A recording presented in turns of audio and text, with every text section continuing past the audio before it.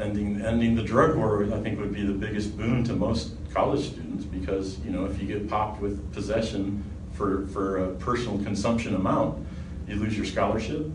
You have an X on the employment application. It's hard to get a job. It ruins your life. It ruins your family's life. It just is an impediment to long-term human growth. But beyond that, some of the things I have been advocating for is a reform of the education system. One of the problems right here in Georgia is the regent system. The regent system is, I don't want to get shot in the back on the way out of here, but the regent system is grossly corrupt, and they waste millions and millions of dollars that could be used for education for stupid stuff like reward for being a comrade in their club. So other things that I would like to see in education, I actually went to Georgia State for, I don't know, probably 10 years on and off.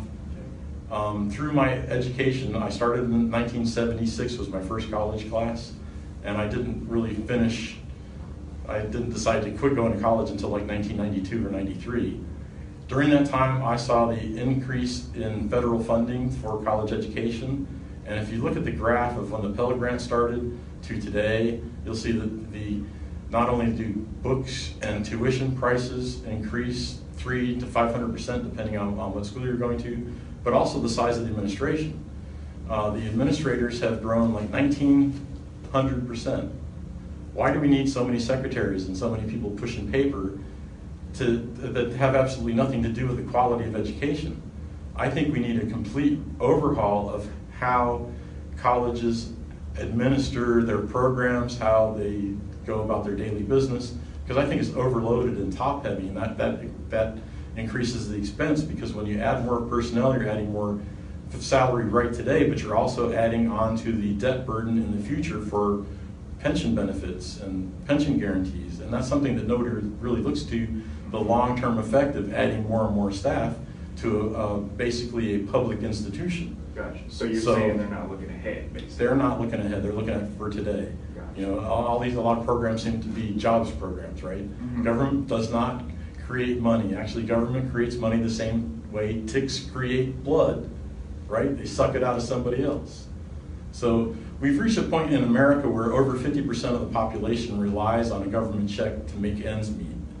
The problem with that, the other 50%, of that other 50%, less than half are of working age.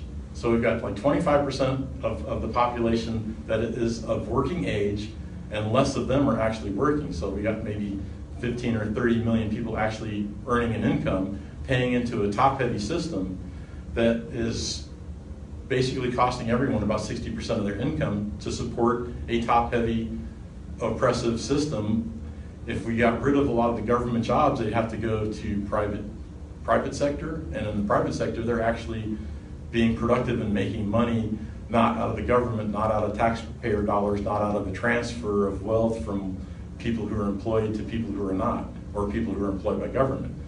Government employees, to me, is the biggest welfare program there is.